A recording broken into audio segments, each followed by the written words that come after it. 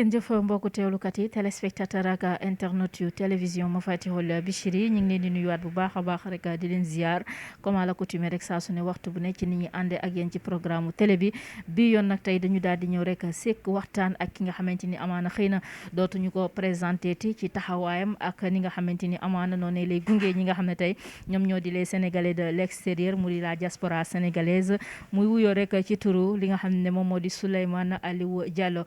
di njiitalu aussi ONG bi nga xam ne moom moo di Otra Africa tey nag li sabab waxtaan bi mooy jamono fi mu toll ak li nga xam ne moom moo di actualité waaye itam teg loxo bi nga xam ne état bu Sénégal tey teg na ko loxo ki nga xamante ni itam ku incontournable la ci diaspora sénégalaise bi muy wuyoo aussi ci turu li nga xam ne moom moo di monsieur Boubacar Seye di njiitalu aussi li nga xam ne moom moo di ONG boobu di Horizon Sans Frontières mu mel ni itam moom monsieur Souleymane Aliou Diallo boobu ba tey biñ ko tegee loxo mu mel ni aussi mi ngi ciy joué rôle bu am solo moo tax tey ñu ñëw fas yéene ànd ak moom séq ak moom waxtaan ngir mu gën ñoo indi ay leeral tolluwaayu kii li nga xamante ni moom moo di situation wu monsieur Boubacar Seye bu Horizon Sans Frontières par rapport ak kàddu yi nga xamante ni jotoon na ko wax ngir di laajte ak ngir ñu daal di def audit ci koppar yi nga xamante ni waa tugal wala boog Union européenne jot na ko dugal ci réew mi ngir ñu daal di xeex li nga xamante ni moom moo di immigration clandestine kon nag dañ koy jox micro bi rek jaajëfalaat ko dalalaat ko jàmm ci télévision Mafatihul Bichri monsieur Diallo ñu ngi lay ziar bu baax. maa ngi leen di nuyu di leen fay di yónnante nuyu Boubacar Seye moo ma jox kàdduwam biñ ko téye ci section de recherche ñu nekk ak ay xaritam ak mbokkam yi fa nekkoon moo leen ne Aliou Diallo ginnaaw ci migration lay liggéeyee te suma xarit la suma wërlale la damay bëgg su ñuy waxtaan ñu koy jox kàddu muy mën a wax ci sama tur donc ci tuuram loolu ak kóllëre googu mu séq ak man laay waxee ci tuuru Babacar Seye biñ koy mujj gis daf ma ne nuyul ma askanu Sénégal nga feddali sama kóllëre ak ñoom nga neewal ma waa diaspora bi maa ngi ci jàmm nekk ci ay loxo dafa neexul mais message yi ngeen may envoyé ak soutien yi ak seen détermination xam naa ni seen biir laa bokk maa ngi door a yëg ni nag li ma daan liggéeyal diaspora li ma daan xeexal diaspora fi ma nekk ni képp ku nekk ci yéen xam naa ni am nga métit am nga cafeel boo xam ne mu ngi ci man Boubacar mu ngi leen di delloo njukkal boobu mu ngi xaar nag seen ndimbal ci ñaan mu ngi xaar seen ndimbal ci xel mu ngi ñaan seen ndimbal ci xalaat mu ngi ñaan seen ndimbal ci liggéey bi nga xam ne moom tàmbali na ko te mu ko doon defal axlu diaspora mu ko doon defal les Sénégalais de l'extérieur mu jàpp ni ku nekk ci yéen ak dëkk boo munti nekk ak situation boo munti nekk doo ko seetaan doo ko bàyyi ci li nga xam ne yéen yaa leen taxoon mu ko doon def. jërëjëf monsieur Diallo ñu lay santaat bu baax a baax rek ci kàddu yu am solo yooyu nga xamante ni rek jotale nga ñu ko mu tukkee ci ki nga xamante ni tey moom la yoon teg loxo mu di monsieur Boubacar Seye xam naa rek ni ki noonu par rapport ak jege bi nga ko jege est-ce que mën nga ñu defal état des lieux maanaam fu dossier wu ki nga xam ne moom moo di monsieur Boubacar Seye daal di toll jamono ji. dossier bi bëri na coow trop liñ siy wax ginnaaw yoon da si ubbi pàcc. am na loo xam ne dañ koy bàyyi ak avocat yi ñu liggéey ko mais pour l'opinion nationale et internationale Boubacar n'a pas divulgué de fausses informations Boubacar li mu wax amaana ni ñu bëri ci technique de communication buñ ko jàngatee dañu xam ni kii li mu wax am na fi mu ko teg mais Boubacar dafay waxul lu kenn waxul Boubacar tuddul kenn Boubacar joxuñul benn institution wàllum xaalis la laajte niñ ko audité xaalis bi jëm ci migration kan la Boubacar tuumal kan la Boubacar saaga Boubacar li muy wax ay recherche la yoo xam ne moom da koy def mu laajte niñ ko audité ci wàllum wax rek waruñ ci téye doomu aadama parce que amul kenn kuy mën a ñëw te ne Boubacar man la gàkkal sama der état wu Sénégal nag ñun ñëpp ci la ñu bokk dama yaakaar ne s'il interpelle l'état du Sénégal moo ko war a mën a jàppale ci liggéey bi indil ko tontu ci li muy wax su nekkee nag dafa am ñenn ñoo xam ne jàpp nañu que ñoom la wax jooju si orienté wu ñooñu nañu ñëw dans un débat libre et démocratique démonter li Boubacar di wax mais Boubacar li mu wax loolu la yónnee loolu la confirmé ba sunu naataangoo yi nga xam ne ñoom ñoo ko féetale bitim réew bi muy mujjee wax ak ñoom loolu la leen yónnee nee leen li ma wax si enregistrement bi jàpp ma ni lu bon la teggiwaatuma si leneen parce que léeg-léeg da nga siy dégg ay wax yoo xam ne Boubacar dafa weddi li mu waxoon Boubacar du wax waxeet deful wax waxeet Boubacar au contraire ba tey il reste sur sa fin mooy nañ ko leeralal wax ji moom li mu laajte nañ ko leeralal Boubacar foofu la teg tànkam. di leen fàttali rek ba tey ñu ngi seq waxtaan ak ki nga xamante ni moom moo di njiitalu ONG bi nga xamante ni moom moo di Otra Africa di wuyoo rek ci turu li nga xamante ni moom moo di monsieur Souleymane Aliou Diallo jege lool ki nga xamante ni moom moo di monsieur Boubacar Seye mu wax lu am solo mu mel ni rek fa nga xamante ni foofu la tegoon tànkam ci ay kàddoom moom monsieur Boubacar Seye foofu la ko teg ba tey ngir rek ñu indi ay leeral ci li nga xam ne moom moo di ay kàddoom ndax rek ak laajte la daal di def ci koppar yi nga xamante ni dugg na ci réew mi ana yan leeral lañ ci war a indi ndax gisuñu benn impact tey boo xamante ni am na ko ci askan bu Sénégal wala boog ci jeunesse bi tey la ñu gën a mën a dëddu li nga xamante ni moom moo di réew mi te koppar bu takku la boo xam ne dañ ko technique kat dañ ko indi ngir lan lutter contre l'immigration irrégulière donc xam naa rek dañuy joxaat kàddu gi suñu gan ki nga xam ne tey moom la ñuy seqal waxtaan bi yoon rek monsieur Diallo ma bëggoon rek nga dikkal ñu ndax gis nañ ñu bëree bëri tey jug nañu ñu ne ci diaspora bi jug nañu askan bu Sénégal jug nañu mu mel ni dañu nemmeeku benn mutisme jëm ci ñi nga xamante ni tey moom la ñuy duppee député de la diaspora mu mel ni askan bu Sénégal ca ña féete tugal dañoo am ñoo xam ne tey dañ leen représenté ci penc ma ndaw réew ma ñooñu ban réaction la ñu defagum bu fekkente ni dégg nga yow présentement li nga xam ne moom moo di seen écho waaye dafa mel ne jamono ji ci ni ko askan wi gisee mooy gisaguñu benn déclaration bu ñu def ngir soutenir ki nga xamante ni moom moo di Boubacar Seye. wax dëgg yàlla question wu Boubacar Seye diaspora bi taxaw na si les Sénégalais de l'extérieur ñu ngi siy mobiliser wu. am na si nag ñenn ñoo xam ne li ñuy bëgg a def si saa si dañu jàpp ni que ginnaaw ñun ñëpp ñoo bokk Sénégal te il faut reconnaître une chose amaana ni ñi jàppalu Boubacar tey sax xam nañu def nañu erreur waaye état dafa am ay processus ñu leen di ñaanaat encore une fois de plus seen xel na dellu si ni que diaspora bi di mobiliser wu nii di waxal yenn yi état wu Sénégal di dem di dénoncer arrestation wu Boubacar Seye si ay institution wala si ay ambassade à l'extérieur vraiment war na mën a ñàkk fu mu toll nii Sénégal a besoin de stabilité Sénégal a besoin d'une autre image moo xam ne ñuy taxaw di jéebaane dëkk bi yeggaguñu foofu député de la diaspora yi maa ngi nuyu Mame Diarra Fam bi mu ñëwee section de recherche dafa fekk Boubacar ñu ngi ko doon waajal yëg nañu ni moom ñëw na Mame Diarra Fam yëg nañu ni ñëw na section de recherche mais nag xamuñu keneen koo xam ne ñëwaat na fa mais xam naa ni nag ñeneen ñëpp aussi ay kóllëre wu Boubacar lañu député yu bëri opposition comme parti au pouvoir ay wëlëre luñu Boubacar Seye lañu voilà nag tey fi ñuy interpeller les députés parce que Boubacar c'est un lanceur d'alerte il y a eu beaucoup de dossiers yoo xam ne tey état du Sénégal résoudre na ko wala dugal na ci loxoom c'est grâce à Boubacar Seye bu dul woon loolu ñun duñ ko yëg li xewoon Chine sunu xale étudiants yi fa nekkoon Boubacar bu ci waxul woon amaana ni dañ ko yëg mais dañ ko yéex a yëg si ñi ko njëkk a yëkkati fii wax ko kaas ko lancer alerte bi loolu benn la ci sunu mbokk Mbayane Diop bi Arabie Saoudite da ci dox wax ci ba tey mu ngi ciy dox sunu mbokk dem ci yàlla Alkali Cissé Boubacar da ci xar tànku tubéyam Boubacar bu amee benn dossier bu concerne sénégalais bi nekk bitim réew ak ku mu munti doon mu xam la ak mu la xamul sax da ciy dax tànku tubéyam pour état wu Sénégal def ci li ciy rôlam kooku partenaire u état wu Sénégal la gis nga ay diffusion de fausses nouvelles yi encore une fois de plus dam koy wax Boubacar kii koy jéem a faqasal ci biir nguur gi na leer dafa am ñoo xam ne li Boubacar di wax ak ni muy doxalee arrangé wu leen te dañu xaw a jege Macky Sall te Macky Sall xamul loolu yàgg nañu jéem a xokkatal di intimider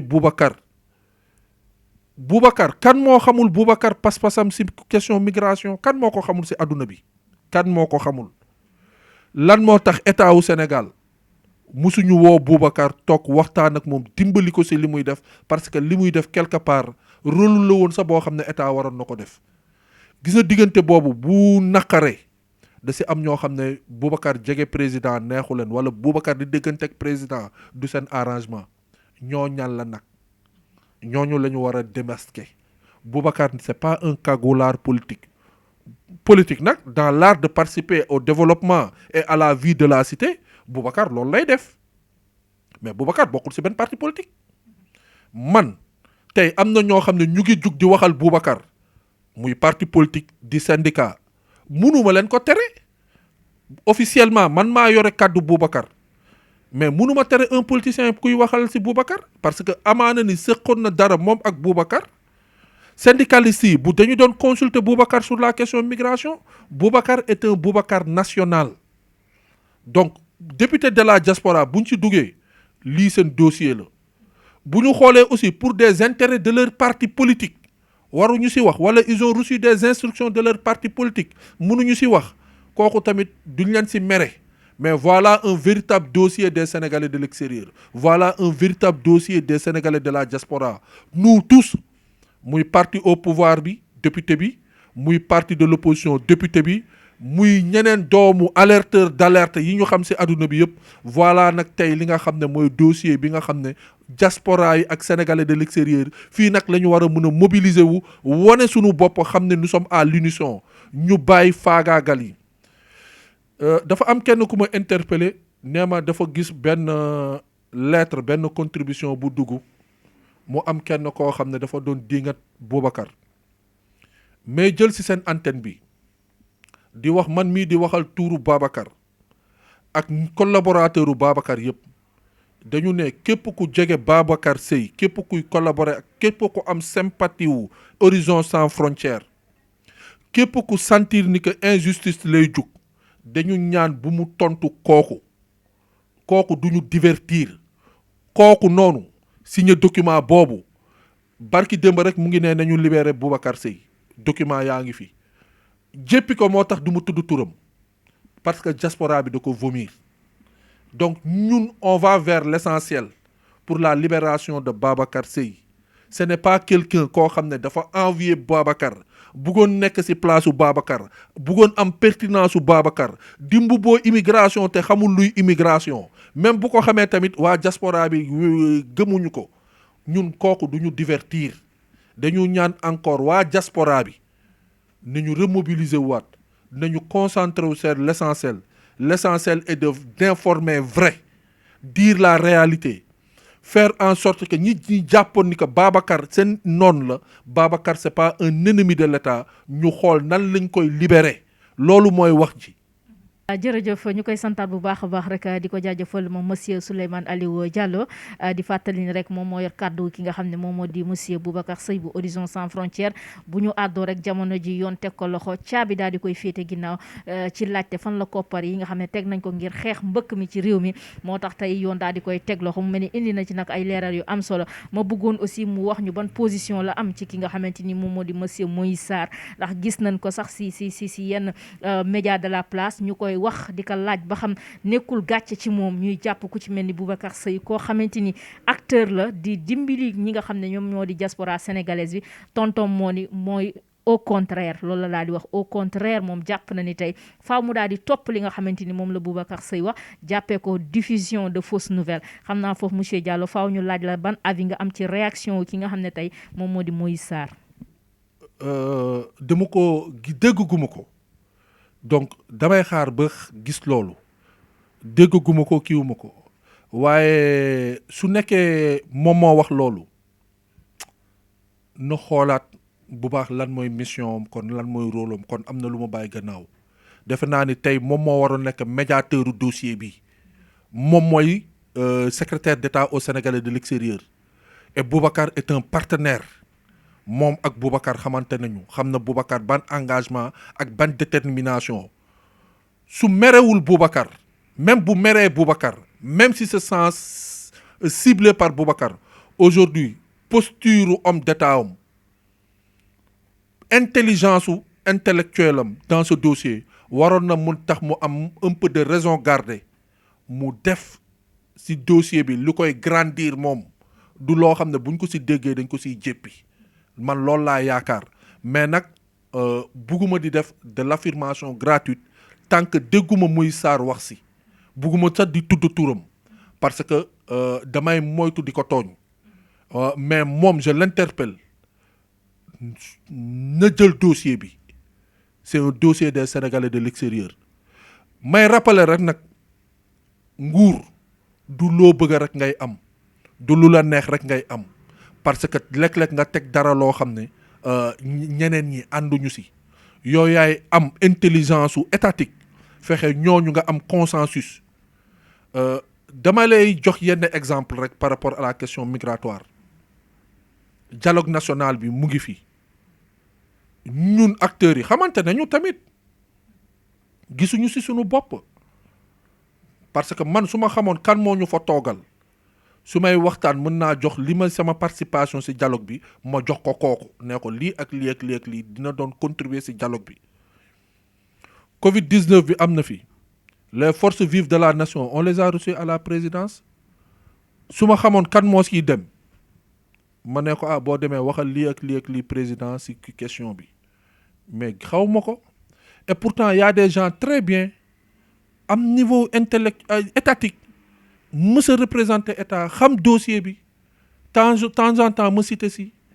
ku mel ni la ministre Ngoné Ndoye elle est très diplomatique elle a été homme d'état elle a été ministre peut-être ñun xamuñu protocole yi xamuñu rouage yi mais elle est assez engagée sur la question suñ ko consulter mën na leen ci wax lu bari madame Ndioro Ndiaye mu ngi actuellement ci organisme international yi très engagée sur la question diplomatique de la migration professeur Ali Tandian bu Saint-Louis waa ADA ñu ngi fi tant d'autres ñu ngi fi ñoo xam ne war nañ leen mën a impliquer boole leen ñoom ñëpp dans cette affaire là donc Boubacar moo ci gënoon fës parce que Boubacar ça lui valait la peine il est revenu de l'Espagne où il pouvait rester là-bas tey quelqu'un le dit de se taire parce que il a la nationalité na dem kii wa autre au bénéfice de quoi Sénégal lan la kii ñaata doomu Sénégal ñoo am nationalité européenne ba pare di dimbali Sénégal ci gouvernement bi ñaata lañu xaw ma leen bëri nañu donc parce que Boubacar nee na rek man xam ma je suis européen mais évidemment combien de gens ñu fi nekk di dugg di génn ce sont des européens wax dëgg yàlla am na ci lenn loo xam ne nañu jéem a xool Boubacar doit être au service de l'État du Sénégal Boubacar dafa war a jëriñ Sénégal Boubacar li mu def ci migration ñi ñëpp xam nañu ni que soit dalay neex nga ànd ak moom nga xam ni kii jàmbaaru migration la wala mu naqari la nga xam ni kii jàmbaaru migration la jalousie nag munul kii et j'interpelle encore ki nga tudd noonu na def équilibre de forme na def équilibre d'investigation xool lu tax ñuy jéem a dugal Boubacar et pourquoi non duñ ko sortir dès qu'il se pose la question pour savoir pourquoi ñuy dugal Boubacar dina trouver la réponse bi moom en personne comme secrétaire d'État des Sénégalais de l'extérieur na defaat benn remise en question par rapport à ça peut-être il va trouver les réponses ça c'est très important parce que tamit forme bi foofu la nekk Boubacar n'a pas fait de fausses informations suñu toogee ñu waxtaan ils vont se rendre compte que Boubacar n'a pas fait de fausses informations Boubacar joxuñul gouvernement Boubacar waxu li mu wax am na ñoo xam ne wax nañu lu ëpp loolu ñetti yoon donc buñ ko def problème d'orgueil nañu teggi orgueil bi fële ramenons-nous encore dans l'intérêt de la nation dans un sens responsable et pour ne pas sacrifier comme ça une personne ak nag nguur boo munti doon ak pouvoir boo munti doon dem leen di renvoyer rek ci wax ji sànniwuma xeer kenn démb ñi doon sànni xeer gouvernement bi tey mburu ak soow la ñu ci biir gouvernement bi ñi doon toog di jël décision clé presque collaborateur des affaires de l'État au secret et au cœur de l'État tey ñu ngi ci tool yi di béy ñeneen ñi ñu ngi bambaane seen ay doom donc amul nguur bu dul jeex te li ci rafet mooy ni que ëllëg ci biir boo dajee ak doomu aadama yi ci biti ñu ne la gàcce ngàllaama am na ñu fi amoon ay ndombo tànk yu fort yu dëgër tey ci jàkka yi la ñu julli nekk ci biir nit yi bu ñu leen gisee di leen nuyu ñaari loxo di ne yaa defoon lii yaa waxoon lii am na ci tamit ñoo xam ne ñemetuñu sax dugg ci biir nit yi ba ubbi seen gémmiñ parce que nit yi dañ leen jéppi yàlla nañu yàlla musal ci genre yooyu ka mu ngoog xam naa rek dañuy doxaat rek suñu gan ci biir waxtaan bi rek li nga xam ne moom moo di laaj bu mujj bi xam naa monsieur Diallo mu daal di jëm rek ci xëy na tey taxawaay justice fi nga xamante ni moom moo di Sénégal est-ce que jàppoo ni tey li dal Boubacar Seye nekkul signe d'alerte par rapport ak yéen ñi nga xam ne tey yéen a ngi jiite yenn ONG yi di militer pour lan ki li nga xamante ni moom moo di cause diaspora sénégalaise bi. ma jàpp ni que effectivement Boubacar jàppam rafetul jàpp Boubacar rafetul jàpp sa benn politicien moo rafetul dans un état de droit dans un état démocratique nañuy fexe débat bi muy am passion mais ñu siy jëlee toujours muy am correction et je pense que Boubacar dans son langage il est très engagé certes il faut le reconnaître c'est quelqu'un qui sait communiquer il a une communication vraiment contenant qu'on pourrait juger même d'agressif mais qui est basé sur des arguments. Il a une technique de communication. Donc, loolu, je pense que de l'autre côté, ñi incarner pouvoir, ñi di kii gouvernement bi, je pense que ñoom ñoo war a nekk au-dessus. Parce que ñoom ñoo yore pouvoir. War nañu mën a am bagage intellectuel bi nga xam ne mooy di permettre ñu delloowaat encore les gens sur la raison. Fekk du am bâtiment, du téye nit ki yóbbu ko. Ce serait pas de l'intimidation. Je pense que war nañu mën a am capacité bi foofu Boubacar su ñu waxee sa waxu santé am dañu xam ne ku feebarul tëdd mais Boubacar ku ko mus a invité ci plateau je prends tous les journalistes képp kuy journaliste ku mus a toog ak Boubacar wala ku mus a invité Boubacar sa loko li may wax su amul rek nee ma amul xam nga ni Boubacar a des problèmes de santé day apat loolu j'interpelle tous les journalistes qui l'ont une fois invité bu yéegee tuuti bu doxee tuuti rek nga su toogee Boubacar da nga koy may ndox kooku je prends les journalistes en témoin léegi nag nous les alerteurs d'alerte lii daf ñuy réconforter wala daf ñuy ragalloo c'est selon ku si nekk sa degré d'engagement mais ce n'est pas au bénéfice de l'État ce n'est pas au bénéfice du gouvernement je pense que ragalloo nit ki nga xam ne moo topp si yow boo gesoo dootoo gisati dara te boo gisul kenn ci sa wët rek soo moytul nga réer parce que ak nit yi ngay àndal mënuñu nangu ni que état day def lépp à 100% mu baax dara mënul nekk lu baax à 100% ah mais def nga lii baaxul defee ko nii ah lii de fii la waroon ñëw jël nañ ko dugal nañ ko fële lan la yàq ah da nga sàcc xaalis bi non sàccuma li ma dénkoon mu ngi fi wala bul ma nee sàcc la wala bu ma la newee yow soo gisee ni que yow la ñu nee sàcc nga def citation interpellative nee ko diw man nga jiiñ sàcc mais kooku gisuñu ko nee nañu Boubacar nee na dañu sàcc xaalis bi mais kan la Boubacar wax dañu sàcc xaalis bi Boubacar a parlé d'une communication assez large donc c'est un lanceur d'alerte Boubacar bi muy waxu xale yi nekkoon Maroc bloqué wu foofu lan moo tax génnuñu ne non c'est une fausse nouvelle parce que Boubacar encore une fois de plus li mu wax am na firnde bi ci biir nit ni lañ ko invité ne ko kaay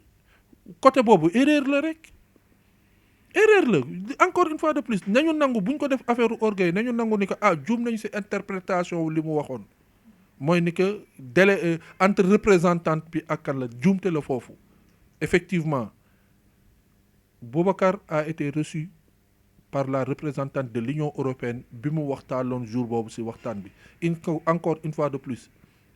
il n'y a pas de fausse nouvelle dans cette affaire il n'y en a pas il n'y a pas d'accusation formelle de détournement il n'y en a pas Boubacar n'a accusé personne de détournement et que la personne se manifeste c'est une technique de communication su nekkee nag ni ko Boubacar waxee moo dérangé donc dañu ñu bëri ñu téye parce que y a des milliers et des milliers qui parlent comme ça et il y en a même qui parlent pire que ça mais encore il faut reconnaître que Boubacar c'est un leader d'opinion Boubacar c'est un président d'une structure internationale bon quitte maintenant quel est le problème bi kii dem na ñëw na bàyyi ko mu ñibbi retenir nga ko 48 heures présenter ko devant kii bu yóbbu ko flagrant délit mais pourquoi ubbi mandat de dépôt boo xam ne kenn xamul fu mu jëm qui veut punir Boubacar y a quelqu'un qui veut punir Boubacar monsieur le président Macky Sall loolu nga warul nangu Boubacar ne mérite pas une punition Boubacar c'est une collaboration qu'il mérite écart de communication dafa am écart de langage dafa am mais entre collaborateurs parlons-nous Boubacar ta façon de dire de faire les choses nous paraît un peu exagérée il ne faut pas le faire comme ça tu es libre de ton opinion tu es libre mais on te recadre dans le cadre de la communication c'est pas bien mais loolu entre des partenaires on peut le dire Aïssata Tall Sall madame le ministre Aïssata Tall Sall yow war nga mën a woo Boubacar si vous sentez que dafa am problème d'écart de langue et ça peut impacter sur la diplomatie ou sur la communication vous êtes la patronne de ce département nga woo Boubacar ba mu ñëw nga ne ko mais Boubacar moi je suis un avocat je te conseille de Boubacar du ko dëgër bopp à partir de cet instant-là il va tenir compte de cela amul benn membre gouvernement à part lu Moïse Sarr bu mës a toog ak Boubacar waxtaan Boubacar a participé à beaucoup d'investigations beaucoup de discussions beaucoup de paroles yoo xam ne tey am na ay rapports yu bëri yu jëm bitim réew Boubacar moo ko bind wala moo ko corrigé wala participer na si énormément de rapports yu ñu xam ak yu ñu xamul lu mu wax ak lu mu waxul am na bëri na ñuy dem di seeti Boubacar di ko laajte ay contributions di ko jàpp kii par rapport ak xam-xamam si li muy kii kooku c'est un partenaire kooku il ne mérite pas la prison vraiment encore une fois de plus ñuy remercier encore la diaspora sénégalaise jàppaleen si ku mën a ñaanal ku xam ki nga mën a waxal ak moom nañu fexe ñu bàyyil ñu Boubacar ne mérite pas la prison waaye état bi gouvernement bi ñi xam si dossier bi dara ils n'ont qu'à se ressaisir Boubacar c'est pas un ennemi de l'état Boubacar c'est pas un politicien encagoulé dañ ko bëgg a yóbbu à sacrifice à l'autel na bañ leen loolu soyez juste refuser cette. man nag moo goog mbokku teewlukat téléspectateur ak internetu télévision ma Fatihul Bichri mu di kàddu yi nga xamante rek mu tukkee tey ci ki nga xam ne moom la ñu seqaloon waxtaan mu di monsieur Souleymane Aliou Diallo ñu gën ko xam ci njiitalu ki nga xam ne moom moo di ONG Otra Africa waaye itam di collaborateur sës rek ki nga xamante ni tey moom moo di monsieur Boubacar Seye mu doon àddu nag di indi ay leeral waaye itam di ñaanaat ñi nga xam ne ñoom ñoo di mbokku jullit yi ay ñaan di ko sàkku rek ngir ñu ñaanal ko bu baax a baax moom monsieur Boubacar Seye waaye tey ñi nga xam ne tey ay autorité étatique la ñu teg loxo ki nga xam ne moom moo di Boubacar Seye ñu delloo siwaat li nga xam ne moom moo di seen xel ak seen xalaat ndax lii mu wax amaana gis nañ lu ko gën a doy waar lu ko gën a yéeme loo xam ne doomu aadama bi wax na ko fi te kenn jotu ko teg rek li nga xam ne moom moo di loxo ngir rek ñu daal di juste ci li nga xam ne tey moom mooy dossier wu monsieur Boubacar Seye donc di sant ñëpp képp koo xam ne yaa ngi ànd ak ñun ci lu ñu yëg ak yëgul ñu ngi lay sant bu baax di la jaajëfal di la wax ne rek lii la leen indi loon tey ci waxtaan bi nga xam ne moom la ñu séqoon tey ak ki nga xamante ni moom moo di monsieur Souleymane Aliou Diallo di ko santaat bu baax a baax di ko jaajëfal ci li nga xam ne rek moom moo di disponibilité bi waaye gunge bi nga xam ne saa su ne waxtu bu ne mi ngi ñu koy gunge ci li nga xamante ni moom moo di liggéeyu télévision ma Fatihul Bichri jaa ngeen jëf